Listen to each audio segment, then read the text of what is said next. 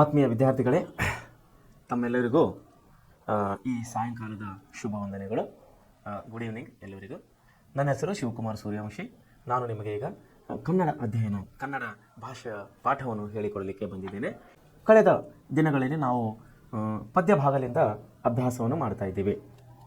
ಒಂದು ಪದ್ಯವನ್ನು ಮುಗಿಸಿದ್ದೇವೆ, ಸಂಕಲ್ಪ ಗೀತೆ. ಈಗ ಎರಡನೇ ಪದ್ಯವನ್ನು ನೋಡ್ತಾ ಇದ್ದೀವಿ ನಾವು. ಹಕ್ಕಿ ಹಾರುತ್ತಿದೆ ನೋಡಿದೀಯಾ ಅನ್ನುವಂಥ ಪದ್ಯ.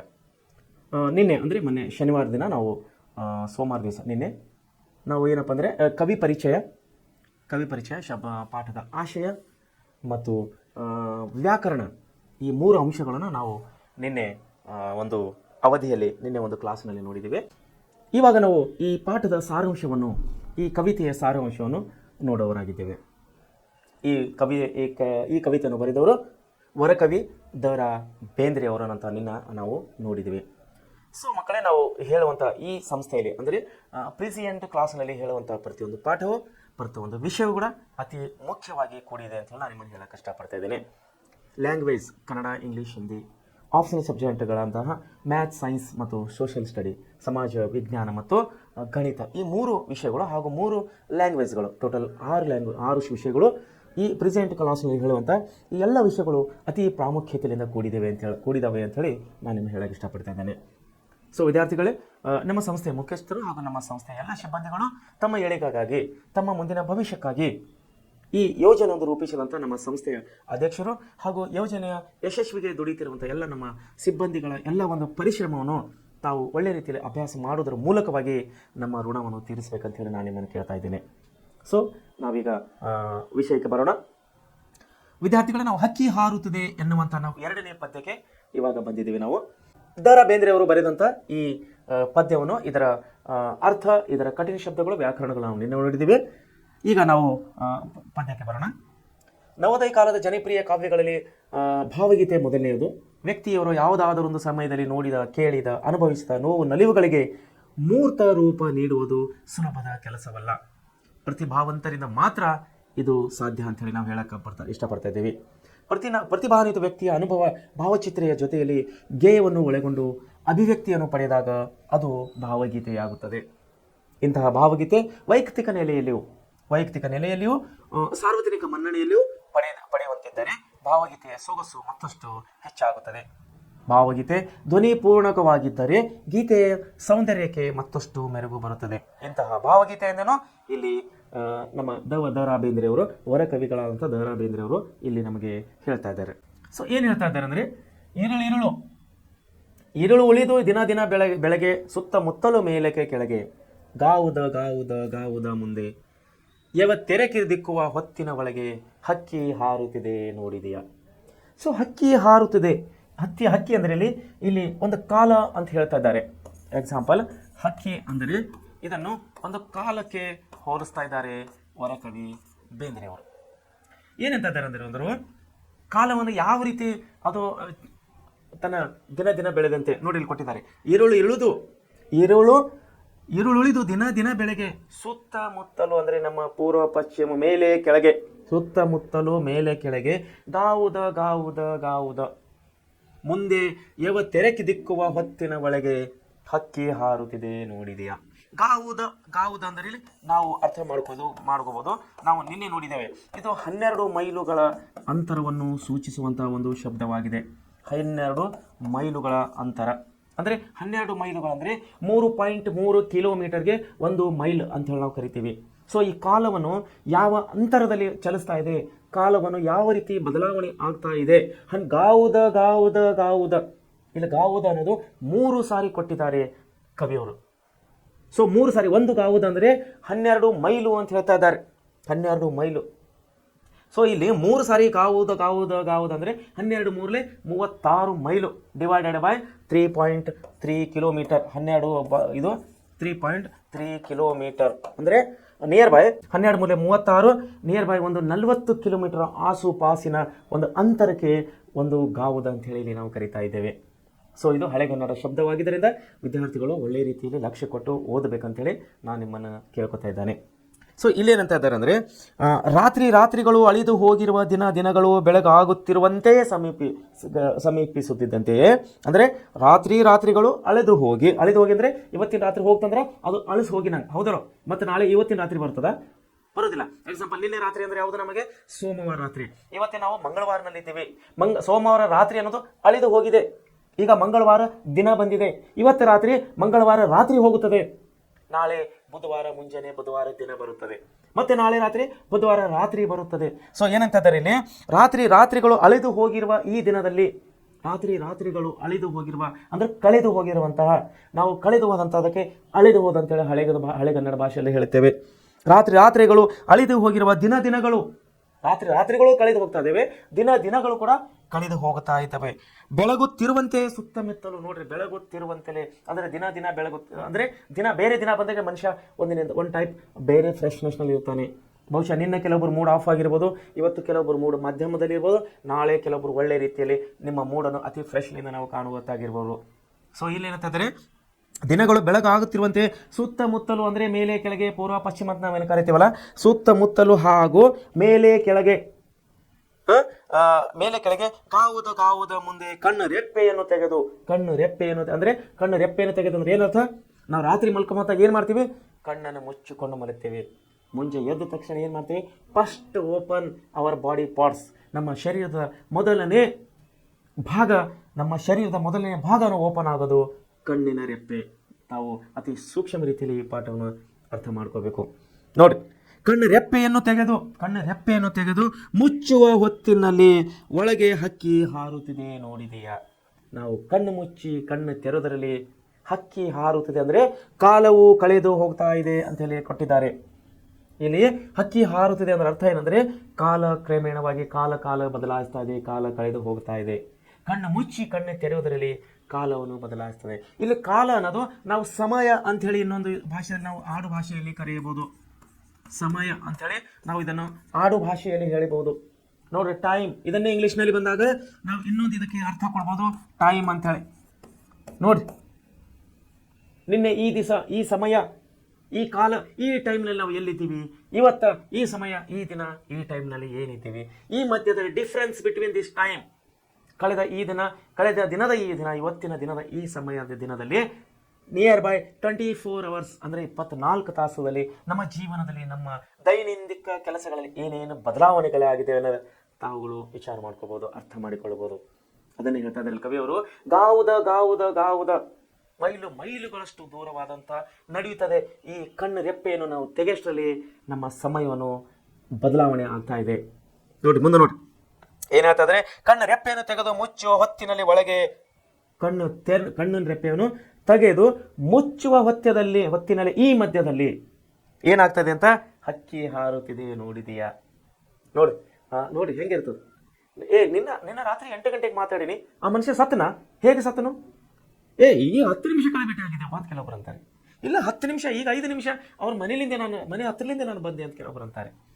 ಕಣ್ಣು ಮುಚ್ಚಿ ಕಣ್ಣು ತೆರೆಯುವುದರಲ್ಲಿ, ಕಣ್ಣು ತೆರೆದು ಕಣ್ಣು ಮುಚ್ಚುವುದರಲ್ಲಿ ಕಾಲ ಹಾರುತ್ತಿದೆ, ಹಕ್ಕಿ ಹಾರುತ್ತಿದೆ ಅಂಥೇಳಿ ಇಲ್ಲಿ ನಮ್ಮ ವರ ಕವಿಗಳಾದ ದ ರಾ ಬೇಂದ್ರೆಯವರು ಕನ್ನಡದಲ್ಲಿ ಸ್ಪಷ್ಟವಾಗಿ ನಮ್ಮನ್ನು ಉತ್ತರಿಸ್ತಾ ಇದ್ದಾರೆ, ಎಚ್ಚರಪಡಿಸ್ತಾ ಇದ್ದಾರೆ.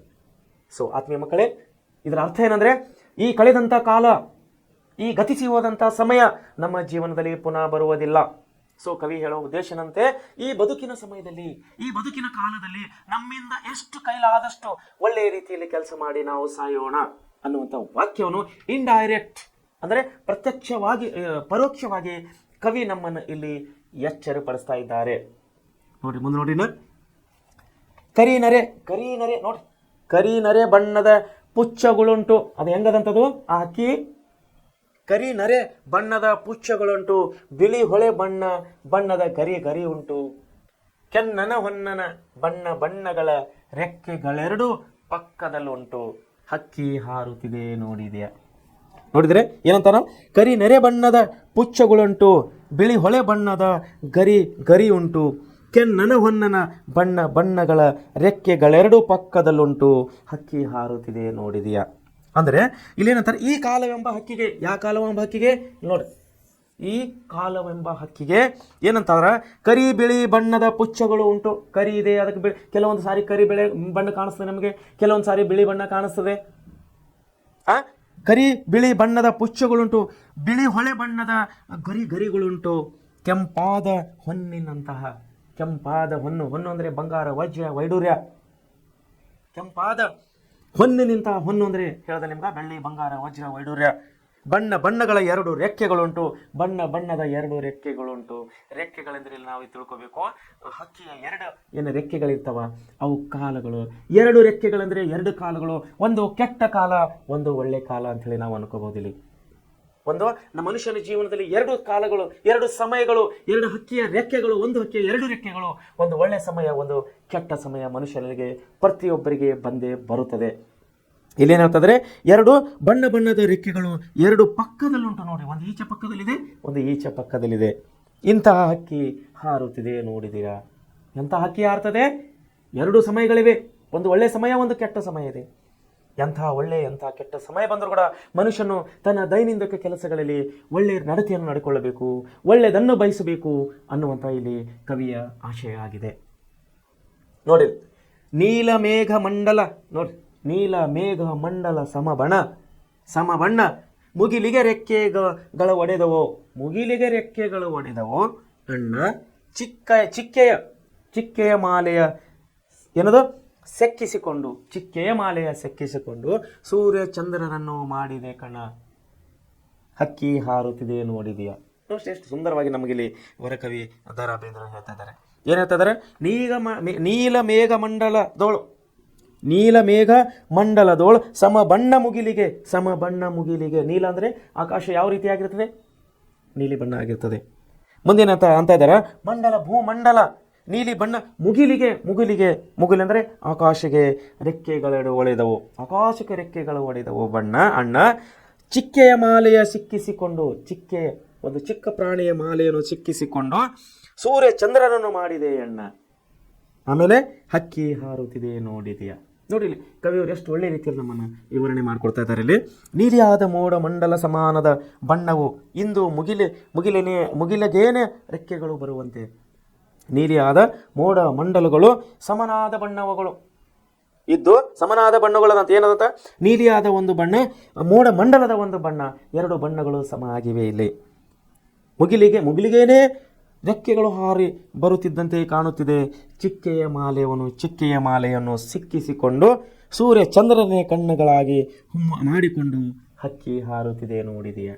ನೋಡಿ, ಮನುಷ್ಯನ ಸಮಯ ಆಗಿರಿದೆ. ಹಕ್ಕಿಗಳು ಯಾವ ರೀತಿ ಹಾರ್ತಾ ಇದೆ ಅಂತ ಆಕಾಶಕ್ಕೆ ತನ್ನ ರೆಕ್ಕೆಗಳನ್ನು ಹಾರಿಕೊಳ್ಳುತ್ತಾ ಇವೆ. ಸಮಯಗಳು, ರೆಕ್ಕೆ ಅಂದರೆ ಇಲ್ಲಿ ಹಕ್ಕಿ ಅಂದರೆ ಸಮಯದ ಬಗ್ಗೆ, ಕಾಲದ ಬಗ್ಗೆ ಇಲ್ಲಿ ಕವಿಯರು ನಮ್ಮನ್ನು ಹೇಳ್ತಾ ಇದ್ದಾರೆ. ಕಾಲ ಹೇಗೆ ಹಾರ್ತಿದಂತೆ? ಆಕಾಶಕ್ಕೆ ತನ್ನ ರೆಕ್ಕೆಗಳನ್ನು ಹಾರಿಕೊಂಡು ಹೋಗ್ತಾ ಇದೆ. ಈ ಮನುಷ್ಯನ ಒಳ್ಳೆ ಮತ್ತು ಕೆಟ್ಟ ಸಮಯಗಳು ನಮ್ಮ ನಿಯಂತ್ರಣಕ್ಕೆ ಬರ್ತಾ ಇಲ್ಲ, ಅವು ನಮ್ಮ ಕೈಗೆ ಸಿಗ್ತಾ ಇಲ್ಲ. ಯಾವ ರೀತಿ ಹಾರ್ತಾ ಇದೆ ಅಂದರೆ ಆಕಾಶಕ್ಕೆ ತನ್ನ 2 ರೆಕ್ಕೆಗಳನ್ನು ಹಾರುತ್ತಾ ಇದೆ ಅಂತ ಹೇಳಿ ಕವಿಯವರು ನಮ್ಮನ್ನು ತಿಳಿಸ್ತಾ ಇದ್ದಾರೆ. ನೋಡಿ, ರಾಜ್ಯದ ಸಾಮ್ರಾಜ್ಯದ ತೆನೆ ಒಕ್ಕಿ, ರಾಜ್ಯದ 4ನೇ ಚರಣವನ್ನು ನಾವಿಲ್ಲಿ ನೋಡೋದಾಗದಾಗ, ರಾಜ್ಯದ ಸಾಮ್ರಾಜ್ಯದ ತೆನೆ ಒಕ್ಕಿ ಮಂಡಲ ಗಿಂಡಲಗಳ ಗಿಡ ಮುಕ್ಕಿ ತೇಲಿಸಿ ಮುಳುಗಿಸಿ ಖಂಡಗಳ ಸೌರಭೌಮರ ನೆತ್ತಿಯ ಕುಕ್ಕಿ ಹಕ್ಕಿ ಹಾರುತ್ತಿದೆ ನೋಡಿದೆಯಾ? ಟೈಮ್, ಹಕ್ಕಿ ಅಂದರೆ ಇಲ್ಲಿ ಟೈಮ್ ಅಂತ ಹೇಳ್ತಾ ಇದ್ದೇವೆ. ಟೈಮ್ ಅಂದರೆ ಸಮಯ ಅಂದರೆ ಟೈಮು, ಕಾಲ ಅಂತ ನಾವಿಲ್ಲಿ ಹೇಳ್ತಾ ಇದ್ದೇವೆ. ಏನಾಗಿದೆ? ರಾಜ್ಯದ ಸಾಮ್ರಾಜ್ಯದ ತೆನೆ ಒಕ್ಕಿ. ನೋಡಿ, ಸಾಮ್ರಾಜ್ಯ ಯಾರ್ದಿರ್ತೀರಿ? ರಾಜರು ಆಳುವಂತಹ ಒಂದು ಪ್ರದೇಶಕ್ಕೆ ನಾವು ಸಾಮ್ರಾಜ್ಯ ಅಂತ ಹೇಳಿ ಕರಿತೀವಿ. ರಾಜ್ಯ ಅಂದ್ರೆ ಅಧಿಕಾರ, ಸಾಮ್ರಾಜ್ಯ ಅಂದರೆ ಅವರ ರಾಜರ ಒಂದು ಸಾಮ್ರಾಜ್ಯದ ತೆನೆ ಒಕ್ಕಿ ಮಂಡಲಗಳ ಗಿಡ ಮುಕ್ಕಿ ತೇಲಿಸಿ ಮುಳುಗಿಸಿ, ಒಬ್ಬರನ್ನು ಮುಳುಗಿಸಿ ಇನ್ನೊಬ್ಬರನ್ನು ತೇಲಿಸಿ ಅಂದರೆ ಒಬ್ಬರನ್ನು ಮೇಲೆ ಎತ್ತಿ ಇನ್ನೊಬ್ಬರನ್ನು ಕೆಳಗೆ ದೂಕಿ, ಇನ್ನೊಬ್ಬರನ್ನು ಕೆಳಗೆ ಒತ್ತಿ ಇನ್ನೊಬ್ಬರನ್ನು ಮೇಲೆ ಎತ್ತಿ. ಖಂಡಗಳ ನೋಡ್ರಿ, ಖಂಡಗಳು ಎಷ್ಟು ಖಂಡಗಳವ? ನಮ್ಮ 7 ಖಂಡಗಳು ನಾವು ಪ್ರಪಂಚದಲ್ಲಿ ಕಾಣುವರಾಗಿದೆ. ಏಷ್ಯಾ ಖಂಡ, ಅಮೆರಿಕ ಖಂಡ, ರಷ್ಯಾ, 7 ಖಂಡಗಳನ್ನು ನಾವು ಕಾಣುವರಾಗಿದ್ದೇವೆ. ಖಂಡಗಳ ಸೌರಭಾಮರ ಅಂದರೆ ಸೌರಭಾಮ ಅಧಿಕಾರಿಗಳು, ಸೌರಭಾಮ ರಾಜರುಗಳನ್ನು ನಾವು ಕಾಣಿದ್ದೇವೆ. ಹಿಟ್ಲರ್ನಂತಹ ನಾವು ರಾಜನನ್ನು ಕೂಡ ಕಾಣಿದ್ದೇವೆ. ಸೌರಭಾಮರನ್ನು ನೆತ್ತಿಯ ಕುಕ್ಕಿ, ಅವರ ತಲೆಯನ್ನು ಕುಕ್ಕಿ ಜಜ್ಜಿ ಹಕ್ಕಿ ಹಾರುತ್ತಿದೆ ನೋಡಿದೆಯಾ? ಸಮಯ ಹೆಂಗಿದೆ ಅಂತ ಹಿಟ್ಲರ್ನಂತಹ ಅಧಿಕಾರವನ್ನು ಕೊನೆಗಾಣಿಸಿ ಯಾವತ್ತು ಅಲೆಕ್ಸಾಂಡರ್ ದ ಗ್ರೇಟ್, ಆಮೇಲೆ ಹಿಟ್ಲರ್, ಇವರೆಲ್ಲರೂ ಜಗತ್ತನ್ನೇ ಗೆಲ್ಲಬೇಕು ಅಂತ ಹೇಳಿ ಹೊರಟವರು, ಜಗತ್ತನ್ನೇ ಗೆಲ್ಲಬೇಕಂತ ಇವರು ಹೊರಟವರು. ಇವತ್ತು ಎಲ್ಲಿದ್ದಾರೆ ಸ್ವಾಮಿಗಳಿವರು? ಎಲ್ಲಿದ್ದಾರೆ ಹಿಟ್ಲಿಯವರು? ಎಲ್ಲಿದ್ದಾರೆ ಮುಸೋಲಿನಿಯವರು? ಎಲ್ಲಿದ್ದಾರೆ ಅಲೆಕ್ಸಾಂಡರ್ ದ ಗ್ರೇಟ್ ಅವರು? ಎಲ್ಲರೂ ಮಣ್ಣು ಮಕ್ಕಿ ಹೋಗಿದ್ದಾರೆ. ಸೊ ಕಾಲವು ಏನು ಹೇಳ್ತಾ ಇದೆ? ಕಾಲವು ತಿರುಗ್ತಾ ಇದೆ, ಕಾಲಚಕ್ರವು ತಿಳಿಸ್ತಾ ಇದೆ. ಅದಕ್ಕಾಗಿ ಹೇಳ್ತಾರೆ ನಮ್ಮ ರಾಜಕೀಯ ನೇತಾರಗಳು, ಬಹಳಷ್ಟು ನೇತಾರಗಳು ಹೇಳ್ತಾರೆ, ಕೆಲವೊಬ್ಬರು ಸೋತವರಿಗೆ ಟಿವಿದವರು ಪ್ರೆಸ್ನವರು ಹೋಗಿ ಹೇಳ್ತಾರೆ, ಏನು ಸ್ವಾಮಿ ನೀವು ಸೋತಿರಲ್ಲ, ಏನು ಸ್ವಾಮಿ ನಿಮಗೆ CM ಕುರ್ಚಿ ಸಿಗ್ಬೇಕಾಗಿತ್ತಲ್ಲ ಅಂದ್ರೆ ಅವ್ರು ಹೇಳ್ತಾರೆ, ರಾಜಕೀಯವು ನಿಂತ ನೀರಲ್ಲ, ರಾಜಕೀಯವು ಅಥವಾ ಅಧಿಕಾರವು ನಿಂತ ನೀರಲ್ಲ. ಇವತ್ತು ನಿಮ್ಮ ಮನೆಯಲ್ಲಿ ಅಧಿಕಾರ ಇದೆ, ನಾಳೆ ನನ್ನ ಮನೆಯಲ್ಲಿ ಅಧಿಕಾರ ಬರುತ್ತದೆ. ಇದು ಶಾಶ್ವತವಲ್ಲ, ಇದು ನಿಂತ ನೀರಲ್ಲ, ಇದು ಕಾಲಚಕ್ರ ತಿರುಗ್ತಾ ಇದೆ ಅಂತ ಅದೇ ಹೇಳ್ತಾ ಇದ್ದಾರೆ. ಏನು ಹೇಳ್ತಾ ಇದ್ದಾರೆ? ತೇಲಿಸಿ ಮುಳುಗಿಸಿ ಖಂಡಗಳ ಸೌರಭಾಮರ ತಲೆನಕ್ಕಿ ಹಾರುತ್ತಿದೆ ಹಕ್ಕಿ ನೋಡಿದಿರಿಯ. ನೋಡಿ ಎಷ್ಟು ಒಳ್ಳೆ ರೀತಿಯಲ್ಲಿ ನಮಗೆ ಕವಿ ಬೇಂದ್ರೆ ಅವರು ನಮ್ಮನೇಲಿ ತಿಳಿಸ್ಕೊತಾ ಹೇಳ್ತಾ ಇದ್ದಾರೆ. ಹಕ್ಕಿ ಹಾರುತ್ತಿದೆ ನೋಡಿದೆಯಾ? ಹಕ್ಕಿ ಅಂದರೆ ಕಾಲ ಸಮಯ ಹಾರ್ತಾ ಇದೆ ಸ್ವಾಮಿ, ನಿನ್ನ ಕಣ್ಣು ಕಾಣ್ತಾ ಇದೆಯಲ್ಲ ಅಂತ ಕೇಳ್ತಾ ಇದ್ದಾರೆ ಕವಿಗಳ ಮಗ. ನಿನ್ನೆ ಕಾಣ್ತಾ ಇದೆಯಾ? ನೋಡಿದೆಯಾ? ಹಕ್ಕಿ ಅಂದರೆ ಸಮಯ ಇಲ್ಲಿ ನಮಗೆ ಕಾಣ್ತಾ ಇದ್ದಾರೆ. ನೋಡಿ, ಯುಗಗಳ ಹಣೆ ಬರಹ ಒರೆಸಿ, ಯುಗಗಳ ಹಣೆ ಬರಹವನ್ನು ಒರೆಸಿ, ಮನವಂತರಗಳ ಭಾಗ್ಯವನ್ನು ತೆರೆಸಿ, ರೆಕ್ಕೆಯ ಬೀಸುತ್ತ ಚೇತನಗೊಳಿಸಿ, ಹೊಸ ಕಾಲದ ಹಸು ಮಕ್ಕಳ ಹರಿಸಿ, ಹಸು ಮಕ್ಕಳ ಹಸು ಅಂದರೆ ಚಿಕ್ಕ ಮುಗ್ಧ ಮಕ್ಕಳನ್ನು ಹರಿಸಿ ಅಂದರೆ ಆಶೀರ್ವದಿಸಿ. ಹಕ್ಕಿ ಹಾರುತ್ತಿದೆ ನೋಡಿದೆಯಾ? ಸೊ ಹಕ್ಕಿ ಅಂದರೆ ಇಲ್ಲಿ ಕಾಲ, ಯಾವ ರೀತಿ ಕಾಲ ನಡೀತದೆ ಅಂತ, ಯುಗಗಳ ಹಣೆ ಬರೆಹ ಒರೆಸಿ, ಯುಗಗಳ ಹಣೆ ಬರವನ್ನು ಒರೆಸಿ ಅಥವಾ ಬರೆಸಿ, ಮನವಂತರಗಳ ಭಾಗ್ಯವ ತೆರೆಸಿ. ಮನವಂತರ ಅಂದರೆ ಮಾನವಾಂತರ ಮನುಷ್ಯರ ಭಾಗ್ಯವನ್ನೇ ತೆರೆಸಿ. ಏನಂತ? ರೆಕ್ಕೆ ಬೀಸುತ್ತ ಅಂದರೆ ಹಕ್ಕಿಗಳಿಗೆ 2 ರೆಕ್ಕೆಗಳಿರ್ತಾವ. ರೆಕ್ಕೆಗಳ ರೆಕ್ಕೆಗಳ ಬೀಸುತ್ತ ಚೇತನಗೊಳಿಸಿ ಅಂದರೆ ಅವರಿಗೇನೆ ಚೇತನಗೊಳಿಸಿ ಅಂದರೆ ಅಂಧಕಾರದಲ್ಲಿನ ಹೊರಗೆ ತಂದು, ಕತ್ತಲೆಯಿಂದ ಬೆಳಕಿನ ಕಡೆ ತಂದು ಚೇತನಗೊಳಿಸಿ, ಹೊಸ ಕಾಲದ ಮಕ್ಕಳನ್ನು, ಇವತ್ತಿನ ಆಧುನಿಕ ಕಾಲದ ಮಕ್ಕಳನ್ನು ಹರಸಿ ಅಂದರೆ ಆಶೀರ್ವದಿಸಿ. ಹಕ್ಕಿ ಹಾರುತ್ತಿದೆ ನೋಡಿದೆಯಾ? ಸೊ ಈ ರೀತಿ ಎಷ್ಟು ರೀತಿಯಲ್ಲಿ ನಮ್ಗೆ ಒಳ್ಳೆ ರೀತಿಯಲ್ಲಿ ಕವನವನ್ನು ಬರೆದು ಕೊಟ್ಟಿದ್ದಾರೆ ಅವರ ಕವಿ ದ.ರಾ. ಬೇಂದ್ರೆ ಅವರು. ನೋಡಿ, ಬೆಳ್ಳಿಯ ಹಳ್ಳಿಯ ಮೆರೆಯ ಮೀರಿ, ನೋಡಿ ಬೆಳ್ಳಿ ಅಂದರೆ ಬೆಳ್ಳಿ, ಬಂಗಾರ, ಆಭರಣ, ವಜ್ರ, ವೈಡೂರ್ಯ, ಆಭರಣ. ಆಮೇಲೆ ಹಳ್ಳಿ ಅಂದರೆ ಇವತ್ತಿನ ನಮ್ಮ ದೇಶದ ನಮ್ಮ ಜಗತ್ತಲ್ಲ, ಎಲ್ಲ ಆಸ್ತಿ ಸಂಪತ್ತು ಆಯುಸ್ಸು ಇರೋದು ಹಳ್ಳಿಯ ಭೂಮಿಯಲ್ಲಿ ನಾವು ಬೆಳೆ ಬೆಳೆದಿಲ್ಲ ಅಂದರೆ ಇವತ್ತು ನಮ್ಮ ಹತ್ರ ಎಷ್ಟೇ ಆಸ್ತಿ ಅಂತಸ್ತಿದ್ರು, ಎಷ್ಟೇ ಬಂಗಾರ ಇದ್ದರೂ ಕೂಡ ನಾವು ತಿನ್ನಲಿಕ್ಕೆ ಆಗೋದಿಲ್ಲ, ಬಂಗಾರ ತಿನ್ನಲಿಕ್ಕೆ ಆಗೋದಿಲ್ಲ, ನಾವು ಅನ್ನವನ್ನೇ ತಿನ್ನಬೇಕು. ಅದೇ ಹೇಳ್ತಾ ಇದ್ದಾರೆ, ಬೆಳ್ಳಿಯ ಹಳ್ಳಿಯ ಮೆರೆಯನ್ನು ಮೀರಿ. ಮೆರೆ ಅಂದರೆ ಅದರ ಗೀತಿ, ಅದರ ಬಾರ್ಡರ್, ಹಳ್ಳಿಯ ಬಾರ್ಡರ್, ಅದರ ಹದ್ದು ಪರಿಧಿ ಅಂತೇಳಿ ನಾವೇನು ಕರಿತೀವಿ. ಹಳ್ಳಿಯ ಪರಿಧಿಯನ್ನು ಮೀರಿ, ತಿಂಗಳ ಊರಿನ ನೀರನ್ನು ಹೀರಿ, ತಿಂಗಳ ಊರಿನ ನೀರನ್ನು ಹೀರಿ. ನೋಡಿ, ಆಡಲು ಆಟ ಆಡಲು ಹಾಡನ್ನು ಹಾಡಲು ಹಾರಾಡಲು ಮಂಗಳ ಲೋಕದ ಅಂಗಳಕೇರಿ. ನೋಡ್ರಿ, ಯಾವ ಲೋಕದ? ಮಂಗಳ ಲೋಕದ ಅಂಗಳಕೇರಿ ಹಕ್ಕಿ ಹಾರುತ್ತಿದೆ ನೋಡಿದೆಯಾ? ಮಾನವನು ಎಲ್ಲಿಗೆ ಹೋಗಿದ್ದಾನೆ ಇವತ್ತ? ಮಂಗಳ ಗ್ರಹಕ್ಕೆ ಹೋಗಿದ್ದಾನೆ. ಚಂದ್ರನ ಹತ್ತಿರ ಕೂಡ ಹೋಗಿದ್ದಾನೆ ಮನುಷ್ಯನು.